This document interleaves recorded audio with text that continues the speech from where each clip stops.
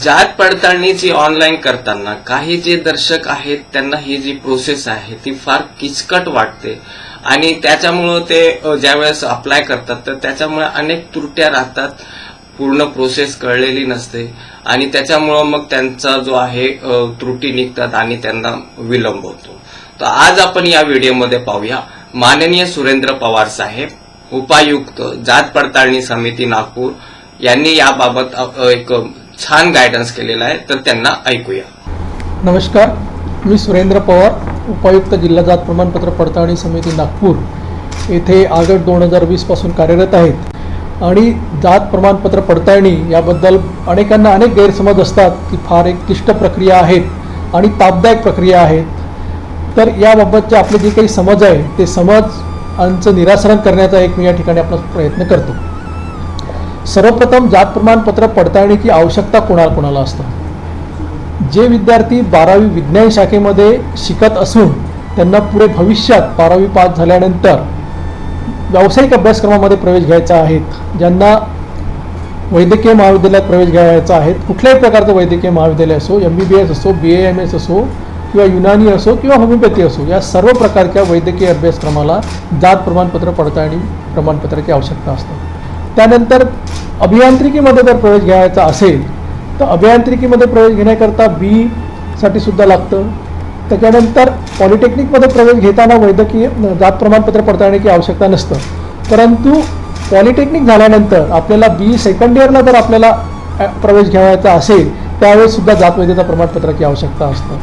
त्याच्यानंतर आर्किटेक्ट याला सुद्धा जात वैधता प्रमाणपत्राची BArch म्हणतो आपण त्याला सुद्धा जात वैधता प्रमाणपत्राची आवश्यकता असतं. त्यानंतर वैद्यकीय अभ्यासक्रमामध्ये B.Pharm झालं, B.Pharmला सुद्धा वैद्यकीय प्रमाणपत्राची आवश्यकता असतं. त्याच्यानंतर 12वी पास झाल्यानंतर काही व्यावसायिक अभ्यासक्रम जे विज्ञान महाविद्यालयाव्यतिरिक्त इतर महाविद्यालयाचे विद्यार्थी प्रतिनिधित्व प्रवेश घेतात. जसं जर आपण हे केलं की 12वी नंतर कला शाखेचा विद्यार्थी किंवा वाणिज्य शाखेचा विद्यार्थी, आर्ट आणि कॉमर्सचा विद्यार्थी सुद्धा LLBला प्रवेश घेतो, त्याला सुद्धा जात प्रमाणपत्र पडताळण्याची गरज असते. त्याच्यानंतर बॅचलर ऑफ फाईन आर्ट आहेत, या अभ्यासक्रमाला सुद्धा जर कोणी प्रवेश घेत असेल तर तिथे सुद्धा जात वैधता प्रमाणपत्र लागतं. म्हणजे राज्य शासनाच्या ज्या काही अभ्यासक्रमाची प्रवेश प्रक्रिया CET मार्फत होत असेल त्या सर्व अभ्यासक्रमाला जात प्रमाणपत्र पडताळणी प्रमाणपत्राची आवश्यकता असतं. हा झाला विद्यार्थ्यांच्या बाबतीतला एक मुद्दा. त्याच्यानंतर दुसरा मुद्दा हा येतो की शिक्षणाव्यतिरिक्त पुढे कोणाला गरज पडतं. तर जे शिक्षण पूर्ण झाल्यानंतर नोकरीमध्ये लागतात, आरक्षणाअंतर्गत नोकरीला लागतात. बरेचसे जे विद्यार्थी 12वी विज्ञान शाखेत शिकत असते त्यांच्याकडे वैधता प्रमाणपत्र असतं, परंतु जे विद्यार्थी 12वी विज्ञान शिकलेले नाही, कॉमर्समध्ये होते, आर्ट्समध्ये होते, त्या विद्यार्थ्याकडे जात प्रमाणपत्र पडताळणी केलेले प्रमाणपत्र नसतात. अशा विद्यार्थ्यांना जेव्हा नोकरीला जातात आणि नोकरी लागतात त्यावेळेस त्यांना वैधता प्रमाणपत्राची गरज असतं. त्यामुळे ज्यांना नव्याने नोकरी लागलेली आहे त्यांनी शासन सेवेत रुजू झाल्यानंतर 6 महिन्याच्या आत जात वैधता प्रमाणपत्र त्यांच्या कार्यालयात सादर करायचे आहे.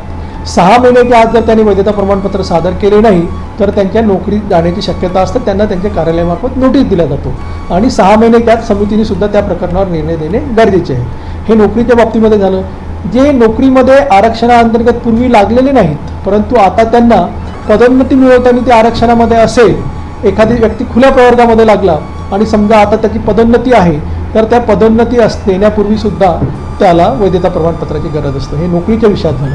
त्याच्यानंतर तिसरा एक मोठा आपल्याकडे वैधता प्रमाणपत्राचा जो गरज असलेला समूह आहे तो निवडणुका आहेत. आपल्यासारख्या लोकशाही प्रधान देशामध्ये ज्या स्थानिक स्वराज्य संस्थांच्या निवडणुका होतात त्या प्रत्येक निवडणुकीकरता वैधता प्रमाणपत्राची गरज असतं. आरक्षणाअंतर्गत राखीव मतदारसंघात उभं राहतात. आता राखीव मतदारसंघामध्ये जर विचार केला तर आपण एक ग्रामीण भागातून सुरुवात केली तर सर्वाधिक पहिले येते आपली ग्रामपंचायत. ग्रामपंचायत झाल्यानंतर येतं पंचायत समिती, त्याच्यानंतर आहे जिल्हा परिषद, नगर परिषद, त्याच्यानंतर नगरपंचायत आणि महानगरपालिका. या सर्व प्रकारच्या निवडणुकामध्ये राखीव प्रवर्गातून उभं राहायचं असेल तर आपल्याला जात वैधता प्रमाणपत्र पडताळणीचे प्रमाणपत्र पाहिजे. आणि हे प्रमाणपत्र निवडून आल्यानंतर 6 महिन्याच्या आत आपल्याला तिथे 6 महिन्याच्या आत आहे. काही ठिकाणी काही निवडणूक किंवा स्थानिक स्वराज्य संस्थांच्या कायद्यामध्ये बदल केलेला आहे, तिथे 1 वर्षाचा कालावधी दिलेला आहे. आता जवळपास निवडून आल्यानंतर 1 वर्षाच्या आत आपल्याला निवडून जात वैधता प्रमाणपत्र सादर करणे गरजेचे झालेले आहे निवडणुकीच्या बाबतीमध्ये. त्याच्यानंतर इतर काही अजून असे जे प्रकार आहेत की समजा कोणाला पेट्रोल पंप मिळत असेल आरक्षणाअंतर्गत, गॅस एजन्सी मिळत असेल, म्हाडाची घरं आहेत, तर या सर्व बाबीला जो मोठा आर्थिक लाभ आहे त्याच्यासाठी सुद्धा जात वैधता प्रमाणपत्र पाहिजे. ते आरक्षणाअंतर्गत असतात, त्याच्यामुळे तिथे पाहिजे. काही औद्योगिक सहकारी संस्था आहेत, समाज कल्याण विभागामार्फत चालवल्या जातात किंवा इतर विभागामार्फत, त्याच्यामध्ये मोठ्या प्रमाणात भांडवल राज्य सरकार उपलब्ध करून देतो. त्या ठिकाणी सुद्धा जे कोणी त्या सदस्य असेल त्या औद्योगिक सहकारी संस्थांचे, त्यांना सुद्धा जात वैधता प्रमाणपत्र पडताळणी करणे गरजेचे आहे. म्हणजे आपण जात प्रमाणपत्र पडताळणीची आवश्यकता कोणाला म्हटलं तर या सर्व प्रवर्गामध्ये येतात. आणि अभ्यासक्रमाची एकूण जी संख्या आहे ते एकंदरीत 40 असे अभ्यासक्रम आहे राज्य सरकारचे, ज्याच्यामध्ये वैधता प्रमाणपत्र पाहिजेत. आता व्यावसायिक अभ्यासक्रमामध्ये काही विद्यार्थी 12वी विज्ञान शाखेचे आपण बघितले, परंतु ज्यांच्याकडे डिग्री झाली आर्ट किंवा कॉमर्स किंवा सायन्समध्ये केली, त्यांना पुढे प्रवेश घ्यायचा आहे व्यावसायिक अभ्यासक्रमामध्ये, प्रोफेशनल्स एज्युकेशन्स करायचे, त्यांना सुद्धा जात वैधता प्रमाणपत्र पाहिजे. BA झालेला आहे, BCom झालेला आहे विद्यार्थी आणि त्याला आता MBA करायचं आहे किंवा MCA करायचं आहे, त्या विद्यार्थ्यांना सुद्धा जात वैधता प्रमाणपत्राची गरज पडतो. तर अशा पद्धतीने ज्यांचे कोणाला गरज पडतं अशी ही एकंदरीत आपल्याकडे यादी आहे. आणि ज्यांना आरक्षणाअंतर्गत लाभ घ्यायचा आहे, आरक्षणाअंतर्गत फायदे घ्यायचे आहेत, त्या सर्वांना जात वैधता प्रमाणपत्र पडताळणी करणे गरजेचे आहेत. आता याच्यानंतर पहिला मुद्दा येतो की आपण पूर्वतयारी कशी करावी. पूर्वतयारीच्या बाबतीमध्ये सांगायचं झालं तर सर्वाधिक पहिले येतं जातीचे प्रमाणपत्र. जातीचे प्रमाणपत्र अर्जदारांनी कुठे काढावे हा एक सर्वाधिक मोठा संभ्रम असणारा मुद्दा आहे. प्रत्येकाला वाटतं माझ्याकडे या जिल्ह्याचं डोमॅसाईल आहे, माझा जन्म या जिल्ह्यात झालेला आहे, माझे वडीलसुद्धा या जिल्ह्यात राहत आहेत, त्याच्यामुळे माझे जातीचे प्रमाणपत्र या जिल्ह्यातून निघावे. परंतु याच्यामध्ये मूलभूत जो मुद्दा आहे आरक्षणाअंतर्गत किंवा जातीचे प्रमाणपत्र काढताना प्रत्येक प्रवर्गनिहाय काही बाबी ठरवलेल्या आहेत. तर अनुसूचित जातीच्या संदर्भामध्ये 10 ऑगस्ट 1950 हा एक मानवी दिनांक दिलेला आहे. 10 ऑगस्ट 1950ला आपले वाडवडील, आजोबा, पणजोबा ज्या ठिकाणी राहत होते, म्हणजे ज्या जिल्ह्यातील त्यांचा अधिवास होता त्या भागामध्ये किंवा ज्या जिल्ह्यातील ज्या भागामध्ये अधिवास होता त्या ठिकाणून आपले जातीचे प्रमाणपत्र काढायला पाहिजे. आज समजा एक व्यक्ती नागपूरला राहत आहे, परंतु तो मूळचा राहणारा काटोल तालुक्यातील कुठल्या गावचा असेल तर त्याने आपले जातीचे प्रमाणपत्र काटोल तालुक्यात काढायला पाहिजे. समजा नागपूरला आजूबाजूच्या जिल्ह्यातील जवळजवळ 25-30% लोकसंख्या इथे राहतं, त्यांना असं वाटतं की इथून आम्ही नागपूरवरून काढतो, त्यांनी पण तसं करू नये. त्यांनी जो मानवी दिनांक आहे त्या दिनांकाला त्यांचे वाडवडील, आजोबा, पणजोबा ज्या ठिकाणी राहत होते त्या ठिकाणी जाऊन जातीचे प्रमाणपत्र काढायला पाहिजे. अनुसूचित जातीच्या बाबतीमध्ये 1950ला जिथे राहत होते तो एक मुद्दा झाला. त्याच्यानंतर इतर मागास प्रवर्ग ओबीसीमध्ये जो मानवी दिनांकाचा कालावधी आहे तो 13 ऑक्टोबर 1967 आहे. तर 13 ऑक्टोबर 1967ला त्याचे वाडवडील ज्या ठिकाणी राहत होते त्या ठिकाणी त्याने आपले जातीचे प्रमाणपत्र काढायला पाहिजे. आणि विमुक्त जाती व भटक्या जमाती आहे त्यांच्यामध्ये 1961 आहे. 1961ला ज्या ठिकाणी त्यांचा अधिवास होता, ज्या भागामध्ये त्यांचा कायमस्वरूपी अधिवास होता त्या ठिकाणी त्यांनी जातीचे प्रमाणपत्र काढायला पाहिजे.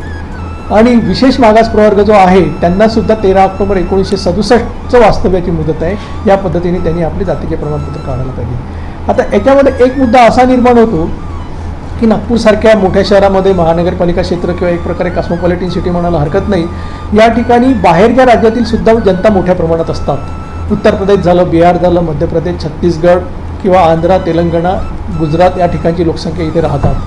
त्या व्यक्तींचा पण मुद्दा जातीचे प्रमाणपत्र काढताना निर्माण होतो. ते व्यक्ती कुठल्या तरी मार्गाने जातीचे प्रमाणपत्र या ठिकाणी काढतात आणि नंतर ते तपासणीला येतात. तर त्या सर्वांना अशी माझी विनंती आहे की तुमचं जर मी सांगितलेल्या मानवी दिनांकाला वास्तव्य तुमच्या राज्यात असेल, या राज्यात नसेल आणि तुमच्या मूळ राज्यात असेल तर त्या ठिकाणी आपण आपले जातीचे प्रमाणपत्र काढायला पाहिजे. आपण तिथे जायचं त्या राज्यामध्ये आणि त्या ठिकाणी जातीचे प्रमाणपत्र काढायचे. ते जातीचे प्रमाणपत्र तुम्हाला महाराष्ट्र राज्यामध्ये कुठल्याही प्रकारचा आरक्षणाअंतर्गत लाभ देय ठरणार नाही, परंतु त्या प्रमाणपत्राच्या आधारे तुम्हाला तुमच्या राज्यामध्ये तुमचा जो कुठला मूळ राज्य असेल त्या ठिकाणी जातीच्या प्रमाणपत्राच्या आधारे फायदे घेता येईल. आणि याबरोबर आपण केंद्र सरकारचे जातीचे प्रमाणपत्र त्या राज्यामध्ये काढले तर केंद्र सरकारच्या ज्या काही योजना असतात, जे काही प्रवेश प्रक्रिया किंवा सेवाविषयक बाबी असतात त्याच्यामध्ये सुद्धा आपल्याला त्याचा लाभ घेता येईल. म्हणजे मानवी दिनांकाच्या पूर्वी जर काही नागरिक महाराष्ट्र राज्यामध्ये नागपूर जिल्ह्यामध्ये राहत नसेल आणि ते बाहेरच्या राज्यात राहत असेल त्यांनी त्यांच्या राज्यामध्ये जातीचे प्रमाणपत्र काढावे. आणि बाहेरच्या राज्यातील व्यक्तींना या राज्यामध्ये महाराष्ट्र राज्यामध्ये आरक्षणाअंतर्गत फायदे देय ठरत नाहीत. निवडणुकीमध्ये सुद्धा उभ्या असलेल्या व्यक्तीला निवडणुकीचा सुद्धा फायदा मिळत नाही. विद्यार्थ्यांना सुद्धा जातीचे प्रमाणपत्र प्राप्त केलेले असते, जात वैधता प्रमाणपत्र मिळत नाही आणि त्याला सुद्धा आरक्षणाचा लाभ घेता येत नाही. त्यांची सर्व प्रवेश प्रक्रिया ही खुल्या प्रवर्गाअंतर्गत होतो. त्यामुळे या जिल्ह्यामध्ये जे काही बाहेरचे नागरिक असेल त्या व्यक्तींनी त्याच्या राज्यामध्ये जातीचे प्रमाणपत्र काढावे.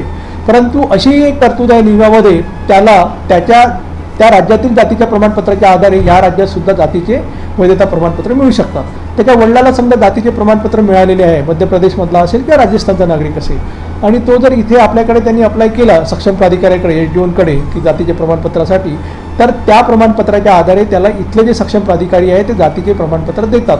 परंतु त्या प्रमाणपत्रावर एक मुद्दा लिहिलेला राहतो की हे प्रमाणपत्र कुठल्याही प्रकारच्या राज्याअंतर्गत लाभासाठी योग्य नाहीत. म्हणजे इथे कुठल्याही प्रकारचा लाभ त्याला मिळेल नाही. त्याचा उद्देश एवढाच असतो की त्या व्यक्तीने त्याचं जे मूळ गाव आहे, मूळ राज्य आहे, तिथे जाऊन त्याला जातीचे प्रमाणपत्र काढण्याचा त्रास होऊ नये एवढाच त्याच्या मागचा भाग आहे. त्यामुळे त्यांना जर बाहेरच्या राज्यातील व्यक्ती असेल तर त्यांनी आपल्या राज्यामध्ये जावे आणि जातीचे प्रमाणपत्र काढावे.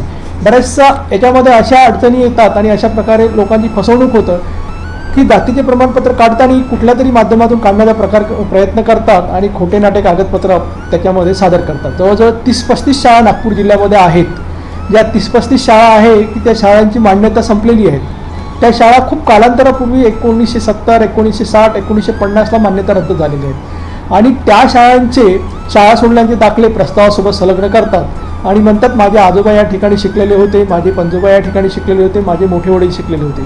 अशा जवळजवळ 30 ते 35 शाळांची यादी आमच्याकडे आहे आणि त्या शाळांचे दाखले जेव्हा आम्ही तपासतो तेव्हा त्या शाळेचा या व्यक्तीचा कुठल्याही प्रकारचा संबंध नव्हता, याच्या आजोबाचा, पणजोबाचा किंवा मोठ्या वडिलाचा, आणि यांनी या चुकीचा दाखला इथे लावलेला असतो. त्याच्यामुळे शेवटी काय होतं, त्याचं जे जातीचं प्रमाणपत्र आहे ते रद्द होतं आणि शेवटी त्याला जो काही लाभ देय ठरतो तो सुद्धा देय ठरत नाही. त्याच्यामुळे चुकीचे कागदपत्राच्या आधारे अर्जदारांनी जातीचे प्रमाणपत्र काढू नये. त्याच्यानंतर जात प्रमाणपत्र काढताना सर्वाधिक पहिला मुद्दा आहे आपले मानवी दिनांकापूर्वीचे वाडवडिलाचे वास्तव्य ज्या ठिकाणी आहे त्या ठिकाणी त्यांनी जातीचे प्रमाणपत्र काढावे. कुठल्याही प्रकारच्या गैरमार्गाचा अवलंब करून नागपूर जिल्ह्यातच जातीचे प्रमाणपत्र काढून पाहिजे असा अट्टाळ धरू नये. जवळजवळ मागच्या 2 वर्षामध्ये आम्ही एकंदरीत 550 ते 600 अर्ज प्रमाणपत्र ऐवत केलेले आहेत. ऐवत केलेल्या प्रमाणपत्रामध्ये शेवटी नुकसान जे होतं ते विद्यार्थ्याचं होतं. हा एक मुद्दा आहे. त्याच्यामुळे मानवी दिनांकाचे पुरावे जिथे असेल तिथे काढावे. मानवी दिनांकाचे पुरावे असलेच पाहिजे असं नाही. मानवी दिनांकाचे पुरावे जरी नसले परंतु तुमचं वास्तव्य जर बाजूच्या जिल्ह्यातलं आहे किंवा बाजूच्या राज्यातलं आहे तर त्या ठिकाणून आपण जातीचे प्रमाणपत्र काढायला पाहिजे. आणि मानवी दिनांकाचे पुरावे नाही म्हणून चुकीचे प्रमाणपत्र किंवा चुकीचे कागदपत्र प्रस्तावाला जोडायला नाही पाहिजे. आता याच्यामध्ये अर्जदाराने जातीचे प्रमाणपत्र काढताना कुठल्या प्रकारची काळजी घ्यायला पाहिजे. काय होतं, सर्व प्रकारची प्रवेश प्रक्रिया ही जी आहे ती तुमची मार्कशीट आणि तुमचा शाळा सोडल्याचा दाखला या आधारे होते. विद्यार्थ्यांनी बहुतांश लक्ष द्या. तर विद्यार्थ्याचा शाळा सोडल्याचा दाखला हा तो पहिली जेव्हा नाव टाकतो त्या पद्धतीने त्याची 10वीमध्ये गुणपत्रिका बनतं. त्यामुळे विद्यार्थ्यांनी आपले जातीचे प्रमाणपत्र बनवताना त्याच्या शाळा सोडल्याच्या दाखल्यामध्ये त्याचे नाव जे असेल तेच त्यांनी आपल्या जातीच्या दाखल्या काढताना टाकावेत. समजा वडिलाच्या नावाच्या मागे राव लिहिलं असेल तर राव लिहावं. अजून कोणाच्या नावाच्या पुढे यस लिहिलेलं राहतं, वाय लिहिलेलं राहतं. ज्या पद्धतीचं असेल जे स्पेलिंग जातीच्या दाखल्यावर असायला पाहिजे तेच शाळा सोडल्याच्या दाखल्यावर असायला पाहिजे. म्हणजे सांगायचा मुद्दा एवढा आहे की शाळा सोडल्याच्या दाखल्यामध्ये नमूद असलेल्या स्पेलिंगप्रमाणे आणि नावाप्रमाणे जातीचा दाखला असायला पाहिजे. त्या पद्धतीने काढावा. नाहीतर चुकीचं जर त्याच्यामध्ये नमूद असेल तर प्रवेशाच्या अंतिम वेळी आपल्याला त्रास होतो. हा झाला स्पेलिंगचा मुद्दा. दुसऱ्यानंतरचा एक मुद्दा आहे जातीचे नाव. आपल्या जातीचे नाव आपल्याला माहीत असतं, त्याचं स्पेलिंग बरोबर आहेत का, त्याचा क्रमांक असतो. राज्य सरकारच्या यादीमध्ये एक प्रत्येक जातीला क्रमांक दिलेला आहे, तो क्रमांक बरोबर आहेत का आणि प्रवर्ग बरोबर आहे का, ह्या तीनही गोष्टी आपण तपासून घ्यायला पाहिजे जातीचे प्रमाणपत्राचा अर्ज भरताना आणि अर्ज भरल्यानंतर आपल्याला जातीचे प्रमाणपत्र प्राप्त झाल्यानंतर ह्या दोन्ही वेळेस आपण आपले माहिती तपासून घ्यावी. म्हणजे चुकीचे जातीचे प्रमाणपत्र आपल्याला मिळणार नाही. आता आपण आपला अर्ज भरलेला आहे, त्याच्यानंतर आपल्याला त्याच्यासोबत 2 शपथपत्र जोडावे लागतात. तर शपथपत्र जोडताना मुख्यतः अर्जदारांनी किंवा कोणीही याची नोंद घ्यावी की प्रस्तावासोबत कुठल्याही प्रकारचे जे शपथपत्र आहे हे 100 रुपयाच्या स्टॅम्प पेपरवर देण्याची अजिबात गरज नाही आहे. हे साध्या कोऱ्या कागदावर द्यावे लागतात. जो कोरा कागद असतो तो नोंदणीकृत असावा. कोरा कागदावर जे काही माहिती लिहायची असेल ती माहिती लिहायची आणि ती आपण सक्षम प्राधिकारी जे असतात त्यांच्याकडे नोंदणीकृत करायची ती माहिती. त्यासाठी 100 रुपयाचा स्टॅम्प पेपर, 200 रुपयाचा स्टॅम्प पेपर याची मुळात अजिबात गरज नाही. ना जातीचे प्रमाणपत्र काढताना गरज आहे आणि ना तर जात वैधता प्रमाणपत्राची पडताळणी करण्याकरता जेव्हा आपण अर्ज सादर करतो त्यावेळीसुद्धा याची गरज नाही आहे. त्यामुळे अर्जदारांनी जात प्रमाणपत्र आणि जात वैधता प्रमाणपत्र याला कुठल्याही प्रकारे स्टॅम्प पेपरची गरज नाही आहे याची नोंद लक्षात घ्यावी. आणि कुठली कुठे जर आपण गेलं तर ते म्हणाले स्टॅम्प पेपर लागेल, तर आपण स्टॅम्प पेपर बिलकुल घेऊ नये. कोऱ्या कागदावर आपण ती जी काही माहिती असेल ती नमूद करावी आणि ती माहिती फक्त नोंदणीकृत करावी सक्षम प्राधिकाऱ्याकडे. एवढीच त्याच्यामध्ये शपथपत्राचा मुद्दा आहे. त्याच्यामध्ये शपथपत्र 2 असतात, ते विना स्टॅम्प पेपरवर करायचे. पहिलं एक शपथपत्र असतं, वंशावळ असतं.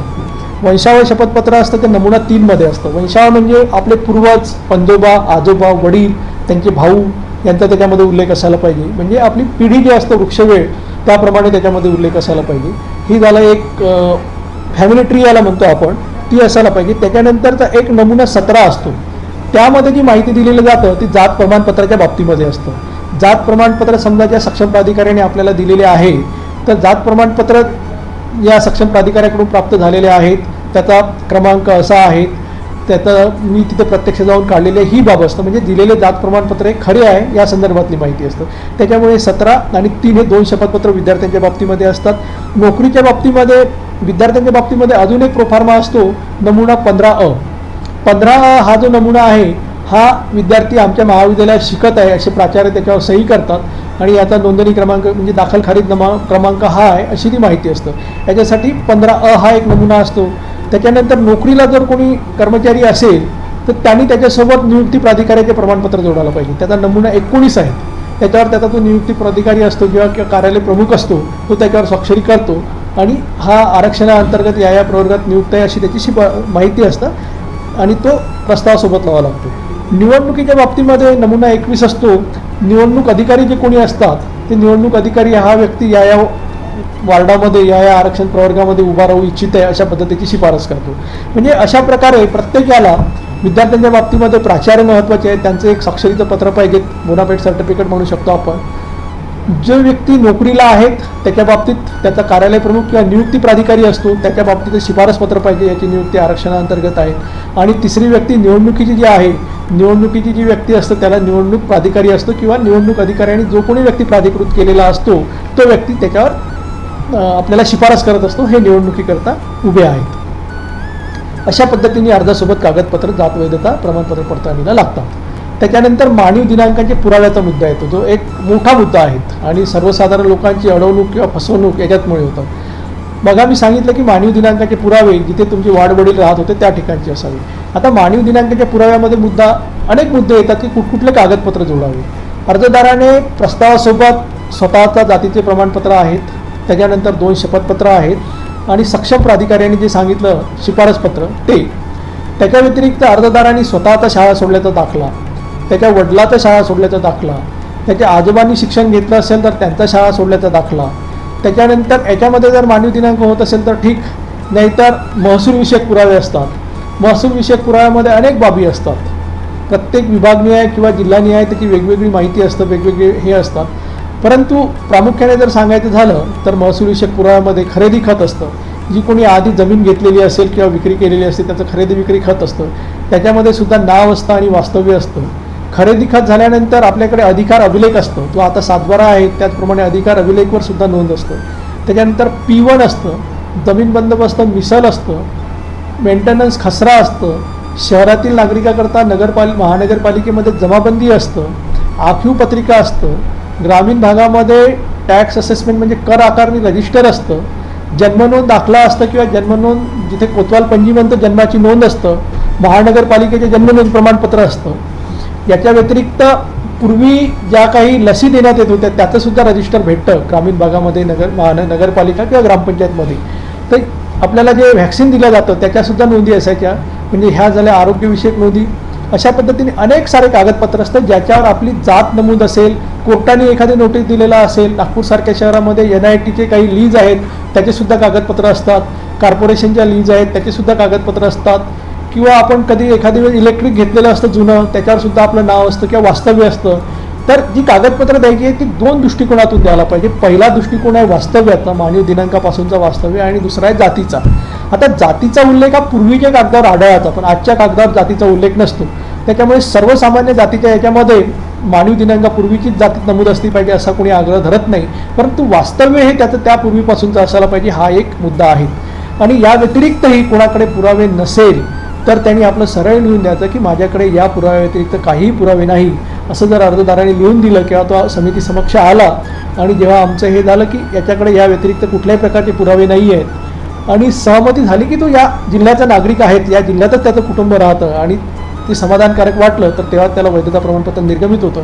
आणि काही जर संशयास्पद प्रकरण असेल तर आमच्याकडे दक्षता पथक असतात, पोलीस दक्षता पथक, इथे पोलीस उपअधीक्षक असतात, पोलीस निरीक्षक असतात, ते त्याची गृहचौकशी करतात आणि गृहचौकशी करून त्यांच्या अहवालाच्या आधारे मग समिती परत त्याची सुनावणी होतं गरज पडली तर आणि त्याच्यावर निर्णय दिले जातात. परंतु यामध्ये काय होतं, काही व्यक्ती काय करतात, म्हणजे मागचा काही दिवसाचा जो अनुभव आहे, मानवी दिनांकाचे पुरावे नाही आहेत म्हणून ते खोटे कागदपत्र तयार करतात. बाहेर त्यांना सांगितलं जातं की खोटे कागदपत्र आपण द्या, म्हणजे मानवी दिनांकाचे हे कागद द्या, या शाळेचा दाखला जोडा, आणि त्यामध्ये त्यांची फसवणूक होतं आणि ते त्या जातीने खरे पण असतात तरीही त्यांना जात वैधता प्रमाणपत्र निर्गमित करता येत नाहीत. कारण काही न्यायालयीन आदेश आहे ज्याच्यामध्ये लेखी पुराव्याला अतिशय महत्त्व दिलं आहे आणि लेखी पुरावे जर अर्जदाराने खोटे सादर केले तर त्याचा फायदा अर्जदार माहीत आहे की तो त्या त्या जातीचा आहे, त्याचं वास्तव्य इथलं आहे, परंतु त्याने कागदपत्र जर आपल्याकडे खोटे सादर केले तर नाईलाजास्तव त्याच्या याच्यावर निर्णय हा नकारात्मक घ्यावा लागतो. त्यामुळे मी या माध्यमातून नम्र निवेदन करतो आपणा सर्वांनी की आपल्याकडे कागद नसेल तर चालेल, परंतु आपण खोटे कागदपत्र कुठल्याही प्रकारच्या दबावाला किंवा फसवणुकीला प्रतिसाद देऊन सादर करू नये. जात प्रमाणपत्र काढताना व जात वैधता प्रमाणपत्राला प्रस्ताव सादर करताना दोन्ही ठिकाणी आपण काढू नये.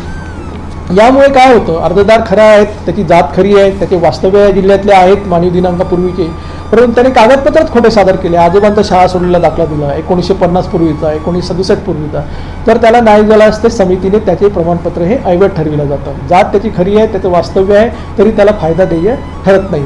त्यामुळे याबाबतीत ही दक्षता अर्जदारांनी बाळगावी की कुठल्याही प्रकारचे खोटे कागदपत्र प्रस्तावाला जोडू नये. या व्यतिरिक्त दुसरा मुद्दा असा असतो की प्रस्तावासोबत सादर करावयाची जी वैधता प्रमाणपत्राची सध्याची कारवाई आहे ते CCVIS एक सॉफ्टवेअर आहेत. आमचं जे जात प्रमाणपत्र पडताळण्याचं नियंत्रण आहे राज्य सरकारच्या वतीने, ते डॉक्टर बाबासाहेब आंबेडकर संशोधन व प्रशिक्षण संस्था बार्टी यांच्यामार्फत चालविलं जातं पुणे येथून, आणि एक सॉफ्टवेअर आहे CCVIS. त्या अंतर्गत बार्टी जरी लिहिलं तरी ते गुगलवर येतात, तिथे जाऊन आपला अर्ज भरायचा असतो. अर्ज भरताना सर्वप्रथम विद्यार्थ्यांनी आपलं एक रजिस्ट्रेशन करायचं असतं. रजिस्ट्रेशन करताना बरेचदा काय करतात विद्यार्थी, कुठल्या तरी कॅफेमध्ये जातात, नेट कॅफेमध्ये, आणि त्यांच्या माध्यमातून ही प्रक्रिया पार पाडतात. प्रत्येकाकडेच लॅपटॉप किंवा मोबाईल पाहिजे तो उपलब्ध नसेल, त्यांनी निश्चितच त्यांचं सहाय्य घ्यावं. परंतु नेट कॅफे किंवा यांचं सहाय्य घेताना त्या ठिकाणी बाळगावयाची दक्षता अशी आहे की जे रजिस्ट्रेशन करायचं आहे आपल्या अर्जाचं ते त्यांनी आपल्या नावाने करावं आणि त्याच्यामध्ये मोबाईल क्रमांक आणि ईमेल ID ही जी आहे ती त्यांनी आपली स्वतःची द्यावी. काय होतं, हे सर्व करस्पॉन्डन्स जे आहे तो नेट कॅफेवाला तिथेच तोच टाकतो, बनवतो, मोबाईल क्रमांक आणि ID त्याचं देतो. त्याच्यामुळे समितीच्या वतीने होणारं जे करस्पॉन्डन्स असतं ते त्याच्याशी होतं आणि त्याच्याशी झाल्यामुळे ते आपल्याला आमच्याकडून प्रमाणपत्र निर्गमित झालं आहेत का, त्याच्यामध्ये त्रुटी आहेत का हे सुद्धा कळत नाही आणि आपण विनाकारण मग इकडे तिकडे परत फिरतो, माझ्या प्रकरणाचं काय झालं. त्याच्यामुळे अर्जदारांनी नेट कॅफेमध्ये जाताना त्याची ID आणि मोबाईल आणि पासवर्ड ह्या तीनही गोष्टी, ID आणि मोबाईल क्रमांक हा स्वतःचा द्यायचा आणि जो काही पासवर्ड असेल त्या IDचा तयार केलेला तो आपण आपल्याकडे लिहून ठेवायला पाहिजेत आणि ID सुद्धा लिहून ठेवायला पाहिजेत. आता ID क्रिएट झाल्यानंतर त्याच्यामध्ये अर्ज भरताना जे काही फी असतात त्या फीची रक्कम ठरलेली आहे तेवढीच फी भरावं लागतं. विद्यार्थ्यांसाठी ही 100 रुपये आहेत. नोकरीमध्ये त्याचे 2 प्रकार आहेत. जे पहिलेपासून नोकरीत आहे त्याचे 500 रुपये, पहिलेपासून नोकरीत आहे त्यांचे 500 रुपये आहेत आणि नव्याने नोकरी लागलेले त्यांचे 300 रुपये आहेत आणि निवडणूक विषयक सर्व प्रकरणामध्ये 500 रुपये आहेत आणि इतरचं सुद्धा शुल्क हे 500 रुपये आहेत. त्या पद्धतीने आपल्याला शुल्क भरावं लागतं, ते सुद्धा ऑनलाईन भरावं लागतं.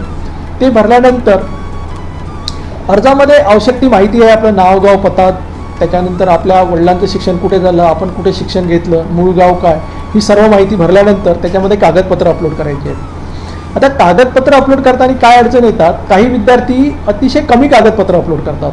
आपला जातीचा दाखला अपलोड करतात, अजून 1-2 कागदपत्र अपलोड करतात आणि प्रस्ताव कार्यालयात देताना त्याच्यासोबत संपूर्ण कागदपत्र देतात. तर या ठिकाणी अर्जदारांनी विशेषतः काळजी अशी घ्यायची आहे की जेव्हा आपण कागदपत्र अपलोड करतो ऑनलाईन त्यावेळेस आपल्याकडे पूर्वतयारी म्हणून सर्व प्रकारचे कागदपत्र असायला पाहिजेत.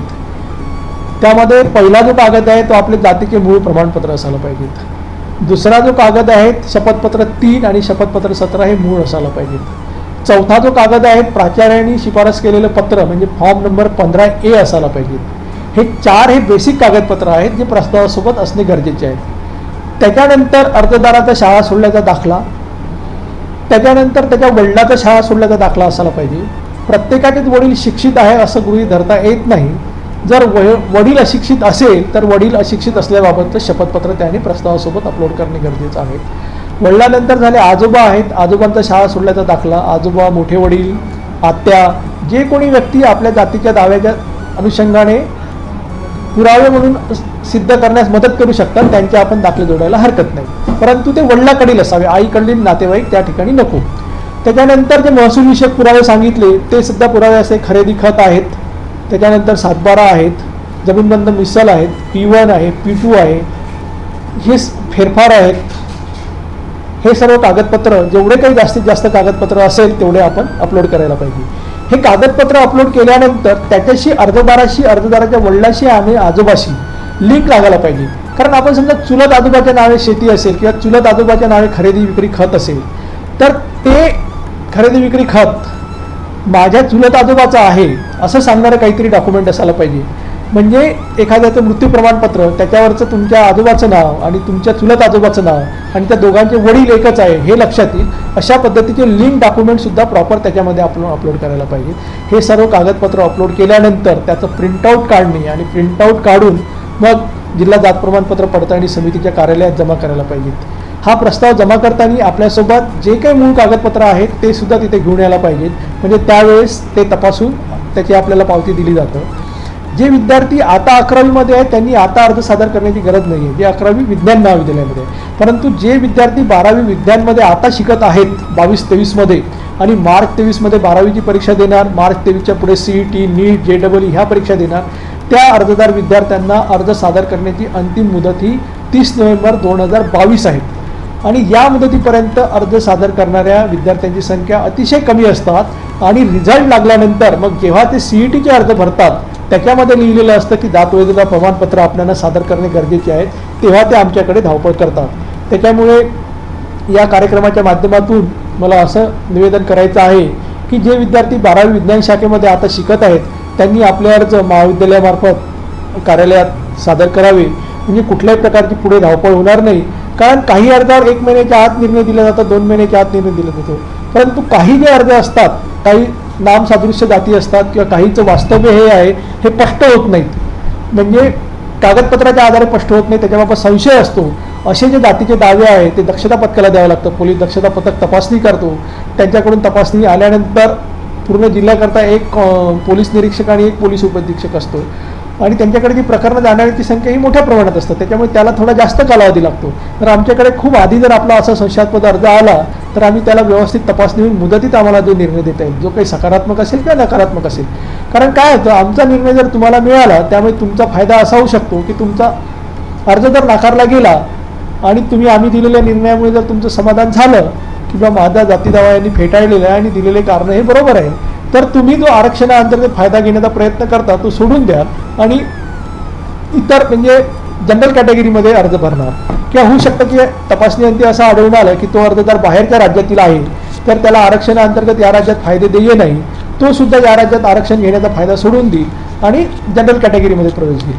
समजा या दोघांनी असं केलं की आमच्याकडे जातीचा दावा विलंबाने टाकला, आमचा निर्णय लागायचा आहे आणि त्याची ॲडमिशन झाली, तात्पुरती त्याला कंडिशनल ॲडमिशन दिली सक्षम प्राधिकाऱ्याने आणि काही दिवसांनी आमचा निर्णय जेव्हा ऐवत होतो तर तेव्हा त्याचा प्रवेश रद्द होतो. त्याच्या शिक्षणाचं 6 महिने 1 वर्ष झालेलं असतं, त्याच्यावरचा त्याचा खर्च झालेला असतो आणि ते जे नियंत्रण मंडळ असतं प्रवेश ते त्याला वैधता प्रमाणपत्र मागतं. वैधता प्रमाणपत्र नसेल तर तू जनरल कॅटेगरीमध्ये ॲडमिशन कर, अशा प्रकारची प्रोव्हिजन नाही. पण काही वर्ग करतात रिक्त जागा असल्यास आणि त्याची सर्व फी भरावं लागतं आणि त्याची फी भरण्याची जर त्यावेळेस पात्रता नसेल, तेवढी सक्षमता नसेल, आर्थिकदृष्ट्या तो दुर्बळ असेल तर त्याचं वर्षसुद्धा वाया जातं आणि जो काही खर्च केला तो सुद्धा वाया जातो. त्यामुळे सर्वजणांनी मुदतीत जर दावे टाकले तर समितीकडून मुदतीत त्यांना निर्णय दिले जाऊ शकतात. त्यामुळे अर्जदारांनी सुद्धा याची दखल घ्यावी, पालकांनी घ्यावी, त्याचप्रमाणे शाळा महाविद्यालयाचे प्राचार्य आहे यांनी सुद्धा याची नोंद घ्यावी की जे विद्यार्थी आपल्याकडे आरक्षणाअंतर्गत प्रवेशित आहे त्यांनी आरक्षणाअंतर्गत प्रवेश असल्यामुळे त्यांचे जाती दावे, जात वैधता प्रमाणपत्र पडताळणीचे दावे मुदतीमध्ये जिल्हा जात प्रमाणपत्र पडताळणी समितीकडे सादर होईल याची त्यांनी दक्षता घ्यावी. त्यांचं ते कर्तव्याचा भाग आहे. सर्व महाविद्यालयाच्या प्राचार्यांना आम्ही सूचना पण दिलेल्या आहे की आपण जिल्ह्यातील नोडल अधिकारी नेमावा आणि नोडल अधिकाऱ्याच्या माध्यमातून विद्यार्थ्यांचे अर्ज आमच्याकडे सादर करावे. कारण प्रत्येक अर्ज घेऊन विद्यार्थ्याला येण्याची गरजसुद्धा नाही आहे. शाळेमध्ये जेवढे काही विज्ञान महाविद्यालय आहे त्याच्यामध्ये जेवढे काही अर्ज प्राप्त होईल महिन्यातून एकदा, ते महिन्यातून एकदा अर्ज आमच्याकडे आणून देऊ शकता किंवा 15 दिवसाच्या 15 दिवस आणू शकता. कारण विद्यार्थ्यांनीच आपला अर्ज घेऊन यावा अशी कुठलीही अट नाही आहे, परंतु शाळांकडून प्रतिसाद थोडा कमी मिळतो आणि काही दिवसात मागच्या काही वर्षापासून विद्यार्थीच अर्ज घेऊन येतो. तरी शाळांनी सुद्धा याची दखल घ्यावी. त्यांनी आपल्याकडे ज्या सूचना दिलेल्या नोडल अधिकारी नियुक्तीच्या त्या माध्यमातून नोडल अधिकाऱ्यांनी आणि कर्मचाऱ्याच्या माध्यमातून अर्ज जमा करायला पाहिजेत. या व्यतिरिक्त जे जात प्रमाणपत्र पडताळणीबाबत ऑनलाईन असल्यामुळे समजा तुम्ही अर्ज सादर केला, कागदपत्र दिलेत, तर त्याच्यानंतरचा जो एक मुद्दा निर्माण होतो की पुढचं करस्पॉन्डन्स काय. त्याचा पुढचा करस्पॉन्डन्स जो असतो, पुढचा पत्रव्यवहार असतो. अर्जदार आमच्याकडे जो काही अर्ज सादर करतो त्यावेळेस त्याच्या अर्जावर पत्ता असतो, त्याच्यावर मोबाईल क्रमांक असतो आणि त्याच्यावर ईमेल क्रमांक नमूद असतो. त्यांनी जो पत्रव्यवहाराचा पत्ता दिलेला असतो त्या अनुषंगाने त्याला कार्यालयामार्फत जे काही असतं त्या अनुषंगाने त्याला पत्रव्यवहार केला जातो. समजा त्यांनी अर्ज सादर केला, तो तपासला गेल्यानंतर जात वैधता पडताळणी समितीमध्ये 3 अधिकारी असतात. एक अध्यक्ष असतात, ते अतिरिक्त जिल्हाधिकारी निवड श्रेणी असतात. त्याच्यानंतर मी एक उपायुक्त असतो सदस्य म्हणून आणि सदस्य सचिव सहाय्यक आयुक्त असतात. तर 3 अधिकारी तपासतात. ज्या काही त्रुट्या निघालेल्या असेल त्या अर्जदाराला त्रुट्या सॉफ्टवेअरच्या माध्यमातून ईमेल जातात, ईमेल आणि SMS जातो.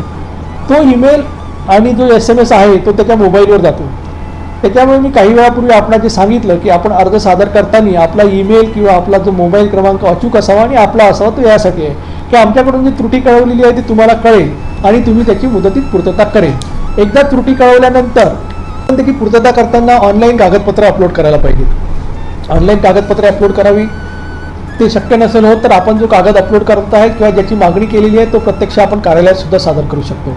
अशा पद्धतीने त्याच्यामध्ये जे मागणी केली असतात प्रामुख्याने मानवी दिनांकाचे पुरावे असतात किंवा काही अर्जदार आमच्याकडे अर्ज सादर करताना जे नोंदणीकृत शपथपत्र असतात त्याच्यावर आपली स्वाक्षरी विसरतात, त्याच्यावर स्वाक्षरीच केल्या जात नाही. त्याच्यामुळे जात वैधता प्रमाणपत्र पडताळणीकडे अर्ज सादर करताना सक्षम त्या जे नोंदणीकृत शपथपत्र असतं त्याच्यावर अर्जदाराच्या पालकाची सही झालेली आहे किंवा नाही ते तपासून बघावी. आणि जे नोंदणीकृत शपथपत्र करतो त्यांची पण सही कधी कधी सुटतात. तर ह्या दोनही बाबी झाल्या आहे का बघावे आणि त्याच्यानंतरच ते सादर करावे. त्याच्यानंतर जे शपथपत्रामध्ये माहिती असतं 17 नंबरच्या, त्याच्यामध्ये जो तुमच्या शपथपत्राचा क्रमांक असतो तो चुकीचा असतो. त्याच्यामुळे तो चुकीचा राहणार नाही याची आपण खात्री करून घ्यायला पाहिजे.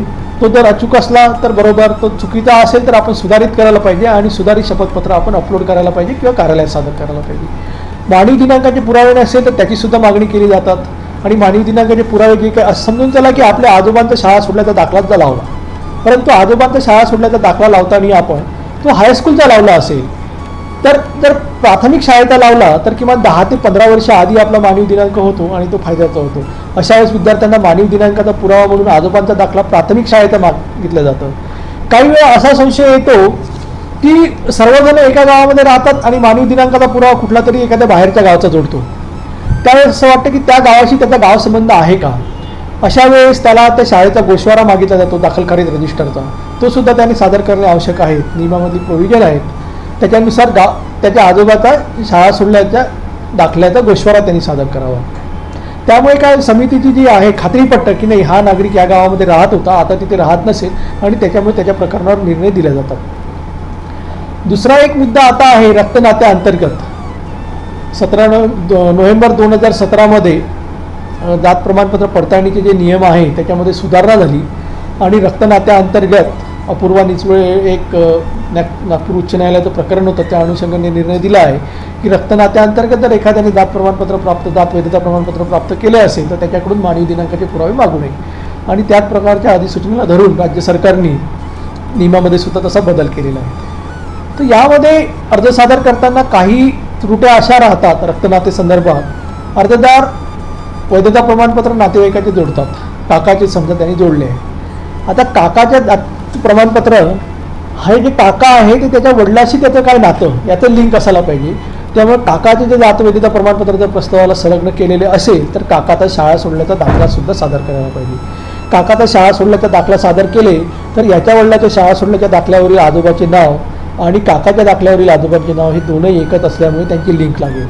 किंवा कोणी इतर नातेवाईक असो, चुलत भाऊ असेल, चुलत बहीण असेल तर त्यांचे वडील आणि यांच्या वडिलांचं काय नातेसंबंध आहे या बाबतीतली लिंक लावण्यासाठी ज्या चुलत भावाचे जात वैधता प्रमाणपत्र जोडलेले आहे त्या चुलत भावाच्या वडिलाचं म्हणजे काकाचं किंवा मोठ्या वडिलाचं शाळा सोडल्याचा दाखला जोडणे गरजेचं आहे. ज्या छोट्या छोट्या गोष्टी आहेत, परंतु त्याची पूर्तता होत नाही. रक्त नात्यामध्ये प्रस्ताव सादर केला, माझ्या चुलत बहिणीला वैधता प्रमाणपत्र दिलेले आहे आणि आता मला देत नाही, असा एक लोकांचा आरोप असतो किंवा ती समस्या असतं. तर तिची जर पूर्तता करायची आहे तर रक्तनात्याअंतर्गत दावे सादर करताना, म्हणजे चुलत बहिणीला चुलत भावाला दिले आहे तर त्यांच्या वडिलांचा शाळा सोडल्याचा दाखला जोडावा.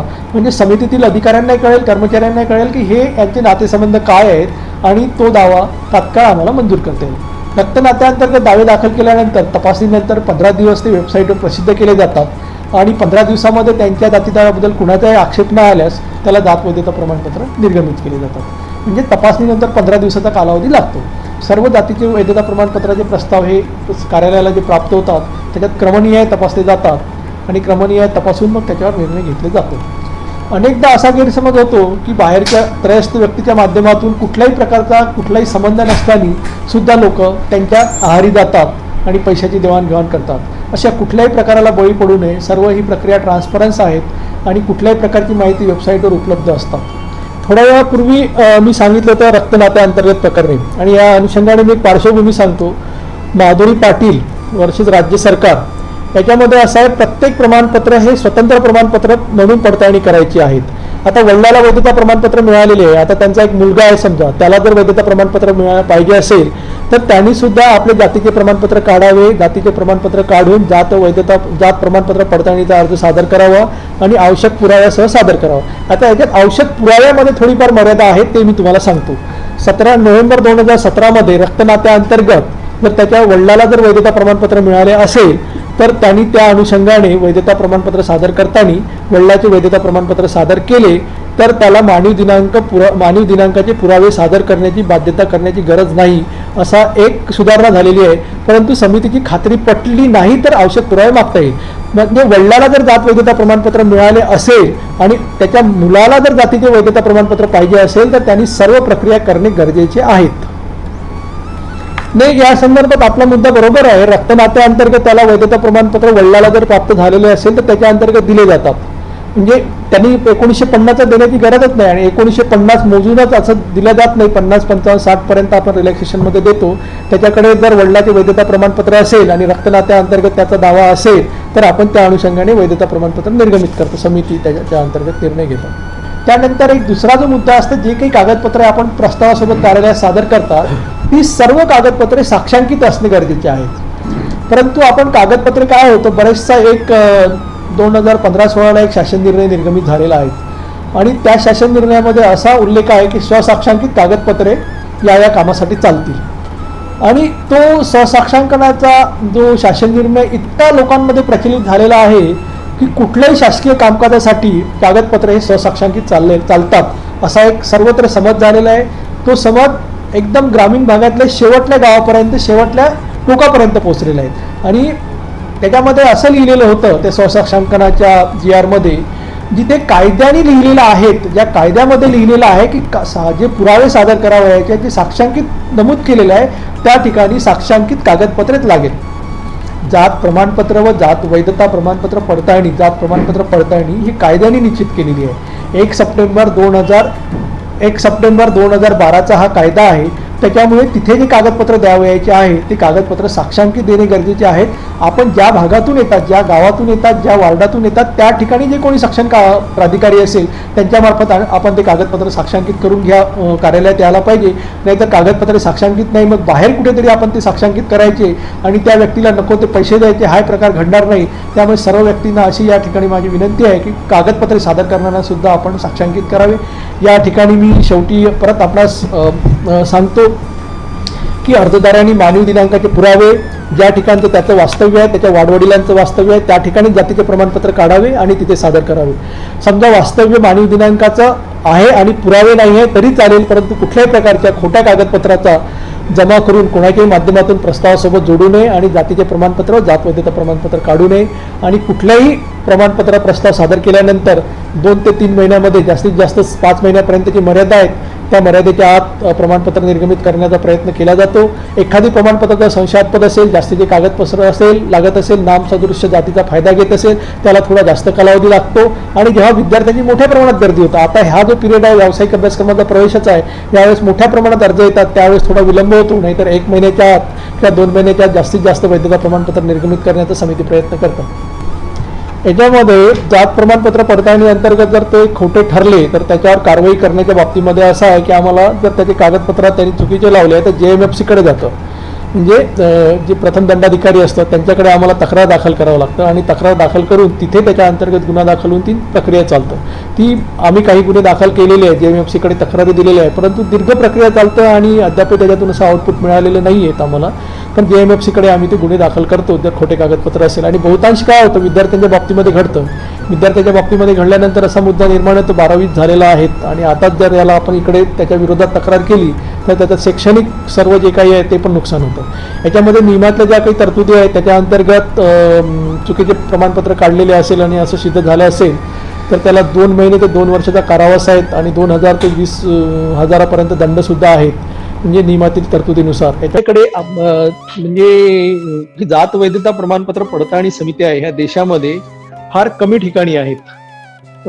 आपल्या राज्यामध्ये आपल्या बाजूला एक छत्तीसगड आहेत, मध्य प्रदेश या ठिकाणी आहेत आणि सरसकट केंद्रामध्ये जेव्हा आपण नोकरीला लागतो तर केंद्राकडे जेव्हा नोकरीला लागतो वेगळ्या बँक झाल्या, रेल्वे झाले, पोस्ट झाले किंवा अजून काही केंद्र सरकार अंतर्गत संस्था असेल तर त्यांच्याकडे जी प्रोव्हिजन आहे ती अशी प्रोव्हिजन आहे की तुम्हाला दिलेलं जातीचं प्रमाणपत्र हे खरं आहेत का, त्याचं ऑथेंटिफिकेशन किंवा व्हेरिफिकेशन, तर ते त्या सक्षम प्राधिकाऱ्याकडे पाठवलं जातं, त्या जिल्हाधिकाऱ्याकडे पाठवलं जातं किंवा त्या ADO कडे पाठवलं, शक्यतो ते जिल्हाधिकाऱ्याकडे येतं। म्हणजे जे जात प्रमाणपत्र तुम्ही काढले तुमच्याकडे व्हॅलिडिटी आहेत, आता तुम्ही केंद्र सरकारच्या नोकरीमध्ये लागलेत, तुमच्याकडे जात प्रमाणपत्र आहे आणि जात वैधता प्रमाणपत्र आहे, तर केंद्र सरकारच्या कार्यालयाला तुमचं जे जातीचं प्रमाणपत्र आहे ते प्रत्यक्ष निर्गमित झालं का हे बघायचं आहे।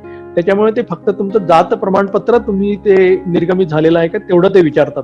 परंतु महाराष्ट्रामध्ये काय होतं, महाराष्ट्रामध्ये जे केंद्र सरकारचे कार्यालय आहे काही ठिकाणी त्यांच्याकडून दोनही गोष्टी विचारल्या जातात, जातीचे प्रमाणपत्र निर्गमित आहेत काय आणि जात वैधता प्रमाणपत्र निर्गमित आहेत का, आणि ते दोन्ही प्रकारचे त्यांना आपण माहिती देत असतो। जात प्रमाणपत्राच्या बाबतीमध्ये कलेक्टर ऑफिस देतं आणि जात वैधता प्रमाणपत्राच्या बाबतीत समिती देतं। परंतु सर्वसाधारणपणे केंद्राच्या जर नोकरीमध्ये आपण लागले तर केंद्राच्या याच्यामध्ये तुमचे प्रमाणपत्र प्रत्यक्ष निर्गमित आहेत का, SDM कार्यालयामधून किंवा DM कार्यालयामधून अशा प्रकारची माहिती मागितली जाते आणि त्या आधारे ते निर्णय घेतात हे प्रमाणपत्र बरोबर आहे किंवा नाही। त्या प्रत्येक प्रकरणाला जात वैधता प्रमाणपत्राची गरज लागत नाहीत केंद्र सरकारमध्ये नियुक्तीमध्ये। पण केंद्र सरकारमध्ये काही जे शैक्षणिक प्रवेश होतात, आता नागपूरला VNIT कॉलेज आहेत, तर इथे जर प्रवेश झाला तर इथल्या विद्यार्थ्यांना ते दुसरीकडे NIT ला प्रवेश झाला तर ते वैधता प्रमाणपत्राची मागणी करत नाही, परंतु महाराष्ट्रामधील नागपूर येथील समजा VNIT ला प्रवेश झाला तर VNIT कॉलेज जेवढ्या काही विद्यार्थ्यांनी जात प्रमाणपत्र सादर केलेले आहेत त्यांना ते वैधता प्रमाणपत्र सुद्धा प्राप्त झाले आहेत का किंवा निर्गमित झाले आहेत का हे विचारतात। म्हणजे मूळ मुद्दा असा आहे की केंद्र सरकार अंतर्गत जर नोकरी लागली तर तुमचे जातीचे प्रमाणपत्र प्रत्यक्ष निर्गमित आहेत का एवढीच पडताळणी होतं।